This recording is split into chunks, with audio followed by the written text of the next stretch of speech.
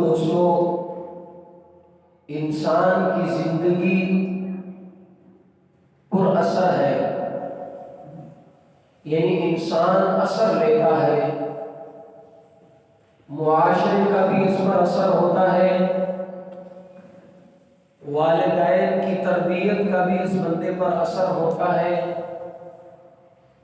نیکی اور بدی کا بھی اس کے اوپر اثر ہوتا ہے، صحبت کا بھی انسان پر اثر ہوتا ہے۔ جس کے ساتھ بیٹھے گا اٹھے گا، اگر وہ بندہ نیک ہے تو یہ برا بھی نیک بن جائے گا۔ صحبت کا اثر ہو گیا، نیکی اور بدی کا اثر بھی انسان پر ہوتا ہے۔ اگر نیکی کرے گا تو اس کے دل کو سکون ہوگا، برائی کرے گا تو اس کی زندگی سے اللہ رب العزت سکون نکال لے گی۔ یعنی نیکی کا بھی اثر ہوا، بدی کا بھی اثر ہوا۔ جیسے معاشرے کے ماحول میں رہے گا اس کا بھی اس پر اثر ہوگا، جیسا دیکھے گا چلتا پھرتا لوگوں کو یہ بھی کہے گا کہ میں بھی ایسا بن جاؤں۔ معاشرے کا بھی اثر اس کے اوپر ہوتا ہے۔ نیکی کا اثر اس طرح سے ہوتا ہے کہ انسان جب نیکی کرتا ہے تو اس کے دل کو اللہ سکون عطا فرما دیتے ہیں۔ یہ دلی طور پر بڑا مطمئن گھومتا ہے۔ لاکھوں پریشانیاں اس کی زندگی میں آئیں، جب اللہ راضی ہوتا ہے، اس کی نیکی کا اثر ہوتا ہے، اس کی پریشانیوں کو اس کی زندگی سے جا کے اللہ اس کو دکھا دیتا ہے۔ برائی کا اثر یہ ہوتا ہے کہ اس کی زندگی سے سکون نکل جاتا ہے۔ ایک بزرگ حضرت فضل بن عیاض رحمۃ اللہ علیہ کھڑے تھے، کہیں سفر میں جا رہے تھے، اپنے گھوڑے پہ بیٹھنے لگے تو گھوڑا بدکنے لگا، گھوڑے نے ان کو بیٹھنے نہیں دیا۔ خادم بھی ساتھ تھے، گھوڑے سے اتر گئے اور اتر کر سائیڈ پہ ہوئے اور ہو کر کے نفل پڑھے۔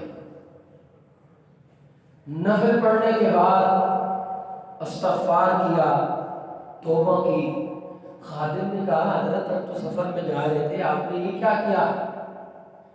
فرمایا مجھے یاد نہیں ہے لیکن مجھے لگتا ہے میں نے کہیں پہ اللہ کی نافرمانی کی ہے جس کی وجہ سے اللہ کی مخلوق میری نافرمانی ہو، کہ اللہ کی مخلوق کیا ہوگی؟ میری نافرمان ہوگی۔ مجھے یاد نہیں ہے میں نے کیا گناہ کیا، لیکن لگتا یہی ہے کہ میرے سے غلطی ہوئی، اس لیے میرا گھوڑا میری بات نہیں مانتا۔ تو خادم نے کہا جی ٹھیک ہے۔ استغفار دعا کرنے کے بعد سچے دل سے معافی مانگی، اللہ مجھے معاف فرما دے اگر میرے سے کوئی غلطی ہوئی۔ اب غلام کو کہا اور دیکھتے ہیں۔ جب گھوڑے کے قریب آئے، وہی گھوڑا جو بدک رہا تھا، بیٹھنے نہیں دیتا تھا، جب اللہ سے معافی مانگ کے وہ کھڑا رہا اور بیٹھ کے چلے گئے۔ انسان جب نیکی کرتا ہے اس کا اثر ہوتا ہے، اور جب بدی کرتا ہے تو اس کا بھی اثر ہوتا ہے۔ اس کی سزا کے کئی طریقے ہیں، اللہ کئی طرح سے سزا دیتے تھے۔ کبھی تو اللہ تعالیٰ متنبہ کرتے ہیں، کبھی دیکھو سمجھ جاؤ ایسا نہ کرو۔ کبھی اللہ رب العزت مہلت دیتے ہیں کہ انسان گناہ کرتا رہتا ہے، اللہ مہلت دے دیتے ہیں۔ حضرت نوح علیہ السلام نے اپنی قوم کو 950 سال تک تبلیغ کی، انہوں نے نافرمانی کی۔ اب یہ نہیں ہے کہ وہ بچے رہے، اللہ نے مہلت دی کہ چلو جی کرتے رہو۔ پھر جب اللہ نے پکڑا تو پھر حالت ہوئی۔ حضرت نوح علیہ السلام کو اللہ نے حکم دیا کشتی بنائیں، کشتی بنانی شروع کی۔ لوگوں نے مذاق بنانا شروع کر دیا کہ یہاں سے پانی کہاں سے آ گیا، پہاڑی علاقہ ہے، آپ کشتی بنا کے کہاں جائیں گے؟ اب کشتی کی کیا ضرورت ہے؟ لیکن پھر وہاں سے اللہ نے پانی نکالا۔ قرآن کے اوراق اسباق کے شاہد اور گواہ ہیں کہ ایک جلتے ہوئے تندور سے اللہ نے پانی نکالا، اور تندور سے کتنا پانی نکلے گا؟ اتنا کے اندر ڈوب کر کے مر گیا۔ بچے صرف وہی لوگ جن کے بارے میں آتا ہے کہ جنہوں نے حضرت نوح کی بات کو مانا، بس وہی بچے۔ کبھی اللہ رب العزت مہلت دیتے ہیں گناہ پہ کہ کوئی بات نہیں، سیدھا ہو جائے گا۔ اور پھر کبھی یہ ہوتا ہے کہ اللہ دنیا میں ہی اس کی سزا دیتے ہیں۔ اور یاد رکھیں، ہمیں دعا تو یہ کرنی چاہیے کہ اللہ نہ تو دنیا میں رسوا کرنا، نہ ہی آخرت میں۔ اگر اللہ دنیا میں سزا دے دے تو وہ آخرت کی سزا سے اچھی ہوگی، بہتر ہوگی، وہاں ہمیں برداشت کر سکتے ہیں۔ تو اس میں بھی ایک واقعہ سنیں۔ ایک صحابی آئے حضور کے پاس، آ کر کے کہنے لگے اللہ کے نبی، میں جا رہا تھا تو سامنے ایک نوجوان لڑکی آئی، میری نظر اٹھ گئی اس پر، ایسے ابھی اٹھی ہی تھی کہ سامنے کوئی درخت تھا، اس میں میرا سر لگا اور میرا سر پھٹ گیا۔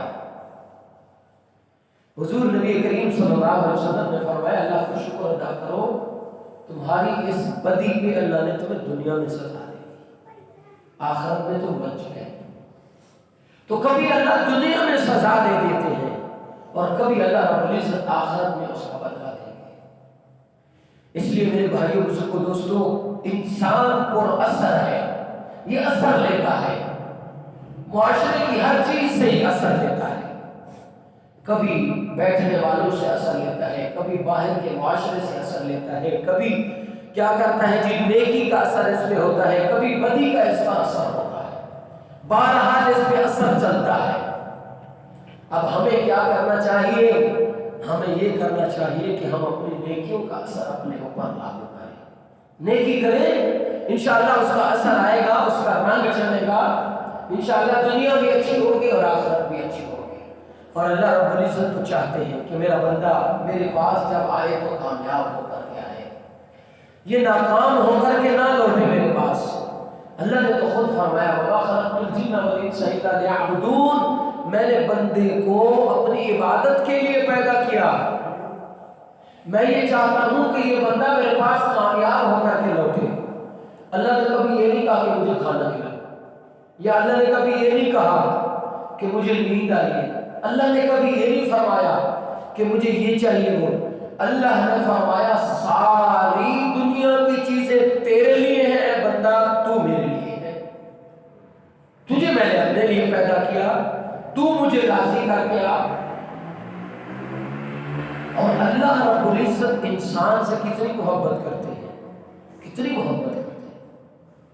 اللہ انسان سے اتنی محبت کرتے ہیں، کہتے ہیں کہ اگر ایک ماں اپنے بچے کو بھیجتی ہے اور ایک بچہ نوجوان ہے، ماشاءاللہ سے وہ جا رہا ہے کہیں پہ، اس نے جا کے لوگوں کو لیکچر دینا ہے، بڑے بڑے پروفیسروں کو، لوگ اس کی بات کو سنتے ہوئے اپنے دانتوں کے نیچے انگلیاں ڈال لیتے ہیں کہ کیا کمال بات کی اس نے، لوگ حیران ہوتے ہیں اس کی باتیں سن کے۔ لیکن یہ ماں کی محبت کیا ہے کہ جب یہ جا رہا ہوتا ہے، یہ بڑا ہے، لوگ اس کی بات کو سنتے ہیں اور حیران ہوتے ہیں، لیکن ماں کی محبت دیکھیں کہ جب یہ جا رہا ہوتا ہے تو ماں اس کو کیا کہتی ہے، اس بڑے سے بیٹے کو کہتی ہے بیٹا سڑک ذرا دھیان نہ کراس کریں، حالانکہ یہ بڑا ہے، یہ تو خود سمجھدار ہے، لیکن یہ ماں کا پیار ہے۔ حضور نبی کریم صلی اللہ علیہ وسلم کے پاس ایک بندہ آیا، کہنے لگا میں نے اپنی ماں کو حج کروایا، پیدل کندھوں پہ بٹھا کے، اور اتنی گرمی تھی کہ اگر پتھر پر گوشت کا ٹکڑا بھی رکھ دیا جاتا تو وہ بھی بھن جاتا تھا، میں نے اس حالت میں اپنی ماں کو حج کروایا، کیا میں نے اپنی ماں کا حق ادا کر دیا؟ حضور نبی کریم صلی اللہ علیہ وسلم نے فرمایا تمہیں ایک نہیں 100 حج اس طرح کے کرواؤ، پھر بھی تم اپنی ماں کی اس رات کی آہ کا بدلہ نہیں چکا سکتے جو پیدا ہوتے تیری ماں کو ہوئی تھی، اس ایک آہ کا بھی تم بدلہ نہیں دے سکتے۔ حضور سے پوچھا کہ من برا، میں نیکی کس کے ساتھ کروں؟ حضور نے فرمایا اپنی ماں کے ساتھ۔ پھر پوچھا میں نیکی کس کے ساتھ کروں؟ فرمایا اپنی ماں کے ساتھ۔ پھر پوچھا صحابی نے، حضور نے فرمایا اپنی ماں کے ساتھ۔ چوتھی دفعہ جب پوچھا تو پھر حضور نے فرمایا اپنے والد کے ساتھ۔ یعنی 3 دفعہ جب حضور سے پوچھا گیا سوال تو پیارے حبیب صلی اللہ علیہ وسلم نے فرمایا اپنی ماں کے ساتھ نیکی کرو، اس کی خدمت کرو، اس کا تمہارے اوپر حق ہے۔ چوتھے نمبر پہ تمہارے باپ کا۔ تو اس ماں کا پیار دیکھیں کتنا ہے، کیوں ہے، اور یہ حق اللہ نے اتنا کیوں دیا؟ اس لیے کہ ماں نے بیٹے کو جنم دیا ہے، ماں نے 9 مہینے اس بیٹے کو اپنے پیٹ میں اٹھایا ہے، اس لیے اس کے اتنے حق ہیں، اس لیے اس کی اتنی محبت ہے اپنے بچے کے ساتھ۔ یہ بڑا ہو کے لیکچر دینے کے لیے بھی اگر جائے تو ماں اس کو کیا کہتی ہے، بیٹا ذرا دھیان سے سڑک کراس کرنا، اور جب تک یہ واپس نہیں آ جاتا اس وقت تک ماں سوتی نہیں ہے۔ کیوں محبت کیوں اتنی کرتی ہے اپنی اولاد سے؟ اس لیے کہ اس ماں نے اس کو 9 مہینے پیٹ میں پالا اور جنم دیا۔ خدا کی قسم اس رب کی محبتوں کے کیا کہنے، کیا عظمت ہے اس رب کی محبت کی کہ جس رب نے تمہیں اپنے ہاتھ سے پیدا کیا۔ اللہ رب العزت نے فرمایا میں نے ساری چیزوں کو کن کہا تو وہ بن گئی، لیکن اے انسان جب تجھے بنایا نا تو پھر میں نے اپنے ہاتھ سے بنایا، خلقتہ بیدی۔ قرآن میں فرمایا میں نے اپنے ہاتھ سے انسان کو بنایا، ساری چیزوں کے لیے کن بولا، اس انسان کو بنانے کے لیے اللہ نے ہاتھ کا استعمال۔ تو اس رب کی کتنی محبت ہوگی میرے بھائی بزرگ دوستو۔ عیاشیاں چھوڑ دیں، ہم عیاشیوں میں پڑ گئے، عیاشیاں چھوڑو۔ ہماری نمازیں وہ نمازیں نہیں ہیں جیسی نمازیں صحابہ کی تھی، جیسی نمازیں اولیاء اللہ کی تھی۔ کاش کہ ہماری نمازیں ویسی ہو جائیں، ہم اللہ کو راضی کرنے والے بن جائیں۔ نماز دن کی نماز، آج ہم کہتے ہیں نا کہ دیکھو اس کو ساری زندگی گزر گئی ہے نماز پڑھ رہا ہے، تو یہ چینج کیوں نہیں ہوا؟ یہ پھر بھی جھوٹ بولتا ہے، یہ پھر بھی دھوکہ دیتا ہے نماز پڑھ کے۔ خدا کی قسم ہماری نماز وہ نماز نہیں ہے ابھی تک۔ ہم نے کبھی نماز سیکھی نہیں وہ نماز سے، ہم نے کبھی نماز کی مشق ہی نہیں کی، تو ہماری نماز کیسے ہمیں روکے گی؟ ہماری نماز وہ نماز نہیں ہے جو ہمیں برائیوں سے روکے۔ جھوٹ بھی بول دیتے نماز بھی پڑھتے، ڈاکہ بھی ڈال دیتے نماز بھی پڑھتے، غیبت بھی کرتے نماز بھی پڑھتے۔ بھائی نماز اصل تب نماز ہوگی جب وہ برائی سے روکے گی۔ ایک بزرگ گزرے ہمارے، حضرت عبداللہ بن مبارک بن زید رحمۃ اللہ علیہ، بہت بڑے اللہ کے ولی گزرے گے۔ ان کے بارے میں آتا ہے کہ حضرت عبداللہ بن مبارک انہوں نے نکاح نہیں کیا، ساری زندگی ایسے گزاری، اکیلے رہے۔ ایک دن بیٹھے تھے، حضور کی حدیث پڑھی جس کا مفہوم یہ تھا، توجہ کیجیے گا ذرا، جس کا مفہوم یہ تھا کہ جو بندہ جوانی میں فوت ہو جائے گا، یعنی شادی نہ ہوئی، ہونے والی تھی نہیں ہوئی، یا لڑکی تھی نہیں ہوئی فوت ہو گئے۔ کئی ایسے واقعات ہیں ہمارے سامنے، جی 2 دن رہ گئے تھے جی وفات ہو گئی، جی دن ڈل گئے تھے بچے کا ایکسیڈنٹ ہو وفات آ گیا۔ تو حضور کی حدیث ہے جو بغیر شادی کے دنیا سے جائیں گے اللہ رب العزت جنت میں ان مرد اور لڑکی کا آپس میں وہاں نکاح کرا دیں گے، وہ جنت میں اکٹھے رہیں گے۔ تو انہوں نے شادی تو کی نہیں تھی، تو رات کو سوتے ہوئے سوچ رہے تھے اللہ جنت میں میری بیوی کون ہوگی، اللہ جنت میں میری بیوی کون ہوگی ذرا مجھے دکھا دے۔ ایک دن دعا کی، دعا قبول نہیں، دوسرے دن پھر دعا کی، دعا قبول نہیں، تیسرے دن جب رات کو سوئے تو خواب میں بصرہ کی میمونہ بن ولید نامی لڑکی، رنگ کالا، وہ ان کے خواب میں آئی۔ کسی نے بتایا کہ وہ بصرہ کی میمونہ بن اسلم آپ کی بیوی ہے جنت میں۔ صبح ہوئی، نماز پڑھی، سواری لی اور بصرہ کی طرف روانہ ہوئے۔ بہت بڑا نام تھا ان کا۔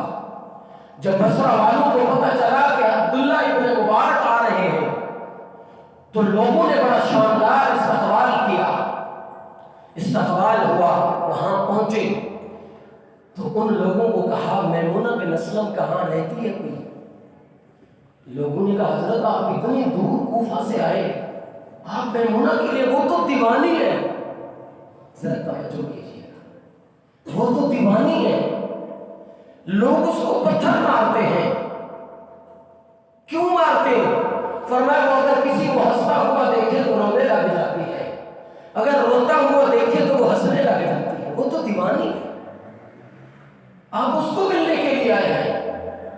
فرمایا وہ تو ہمارے سے پیسے لے کے بکریاں چراتی ہے، بچے ان کو پتھر مارتے ہیں، فرمایا مجھے پتہ بتا دے وہ کدھر ہوگی؟ لوگوں نے کہا جنگل میں نہ جائیے گا، جنگل بڑا خوفناک ہے، ادھر نہیں جانا، عصر ٹائم تک وہ آ جائے گی۔ اب لوگوں کو پتہ تو نہیں تھا کہ یہ کیا دیکھ کے آئے۔ فرمایا عصر کس نے دیکھی؟ سواری لی اور اس طرف چل دیے، گئے اور فرماتے ہیں کہ واقعی میں جنگل بہت خوفناک تھا، جگہ جگہ پہ حشرات الارض، کیڑے مکوڑے، سانپ بچھو اور شیر چیتے گھوم رہے ہیں۔ کہتے ہیں کہ میں جب اس سمت گیا میں نے دیکھا کہ منظر کچھ اور تھا، دو چیزیں مجھے عجیب وہاں حیران کرنے والی نظر آئی۔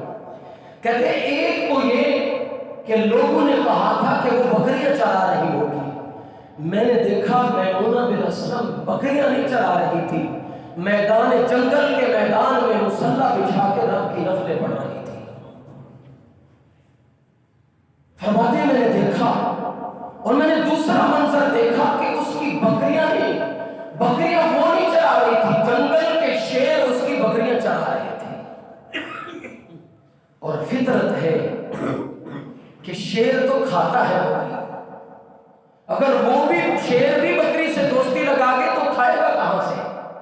اور بکری کی فطرت ہے کہ وہ دوڑتی ہے، بھاگتی ہے۔ یہ فرماتے ہیں میں نے دیکھا کہ بکری اگر دوڑ کے جاتی تو شیر دوڑ کے اس کو پکڑ کر کے ریوڑ میں ملاتا تھا، کھاتا نہیں تھا۔ ایک سجدہ کہ جسے تو گراں سمجھتا ہے، 1000 سجدوں سے دیتا ہے آدمی کو نجات۔ خدا کے لیے رب کے دامن پہ آ کے رب کے پاس جھکو تو صحیح۔ تو کہتے مجھے پتہ نہیں ہے، میں دیکھ کے حیران ہو رہا تھا، مجھے پتہ نہیں ہے کہ کب اس نے سلام پھیرا۔